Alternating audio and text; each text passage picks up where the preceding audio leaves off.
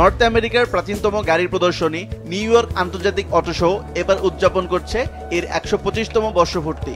প্রযুক্তি ও উদ্ভাবনের প্রদর্শনী হিসেবে যাত্রা শুরু করে আজ এটি হয়ে উঠেছে পরিবেশ বান্ধব এবং ভবিষ্যৎমুখী যানবাহনের ও প্রযুক্তির অন্যতম মঞ্চ।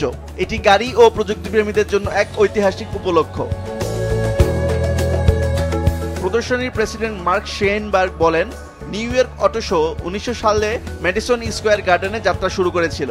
তখনকার 69টি গাড়ি নির্মাতা প্রতিষ্ঠানের প্রদর্শনীর তুলনায় আজকের শো এক বিশাল প্রযুক্তিগত বিপ্লবের প্রতিচ্ছবি। তিনি জানান, সেই সময় গাড়ি শিল্প ছিল স্টিম, গ্যাস ও ইলেকট্রনিক প্রযুক্তির মিশেলে, আর গাড়ির উৎপাদন হতো নিউ ইয়র্কের কুইন্স ও ব্রুকলিনে। It's just continued to grow over the years, and now we hold 1 million square feet of space, hundreds of new cars that are displayed. 2025 সালে অটো শোতে যেসব প্রযুক্তি সবচেয়ে বেশি নজর কেড়েছে তার মধ্যে ইলেকট্রিফিকেশন বা ইভি, সেলফ ড্রাইভিং প্রযুক্তি এবং স্মার্ট কানেক্টিভিটি অন্যতম। তবে এই ভবিষ্যৎ বান্ধব প্রযুক্তির অগ্রগতির পাশাপাশি উদ্বেগের বিষয় হয়ে উঠেছে মার্কিন যুক্তরাষ্ট্রের বর্তমান প্রস্তাবিত শুল্ক নীতি। Currency manipulation and trade barriers. চীনা বৈদ্যুতিক গাড়ির উপরে মোট 247.2% শুল্ক আরোপ করেছে যুক্তরাষ্ট্র। 145% শুল্ক ট্রাম্প প্রশাসনের পরিকল্পিত, 100% শুল্ক আগে থেকেই বাইডেন প্রশাসনের। এছাড়া 2.5% শুল্ক আগের সাধারণ আমদানি শুল্ক। এই শুল্কের প্রভাবে চীনা গাড়ি সিগালের দাম বেড়েছে $19,000। এর ফলে মার্কিন বাজারে এই গাড়িগুলো কার্যত অপ্রতিযোগিতামূলক হয়ে পড়বে। গাড়ির গড় দাম বাড়তে পারে $4,000 পর্যন্ত। ইভির ক্ষেত্রে বাড়তি দাম হতে পারে $12,000। এর প্রভাবে অনেকেই গাড়ি কেনার সিদ্ধান্ত নিয়ে দ্বিধায় পড়তে পারেন কিংবা দীর্ঘ সময় পর্যন্ত অপেক্ষা করতে পারেন।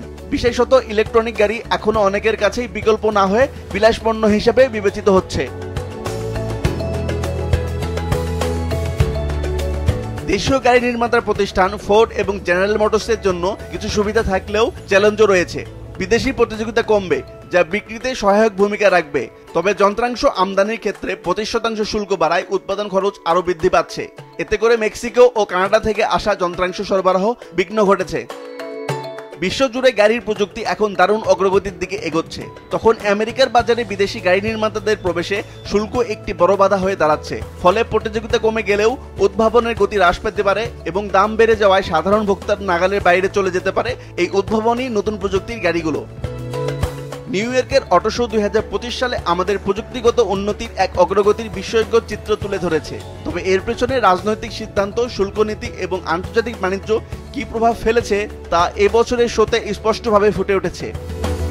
প্রযুক্তি আমাদের গাড়ি বদলাচ্ছে, কিন্তু নীতি নির্ধারকরা ঠিক করছেন এই গাড়ি বাজারজাত হবে কিনা এবং কার কার নাগালে থাকবে। আসিফ আল আমিন, মাছরাঙা নিউজ ডেস্ক।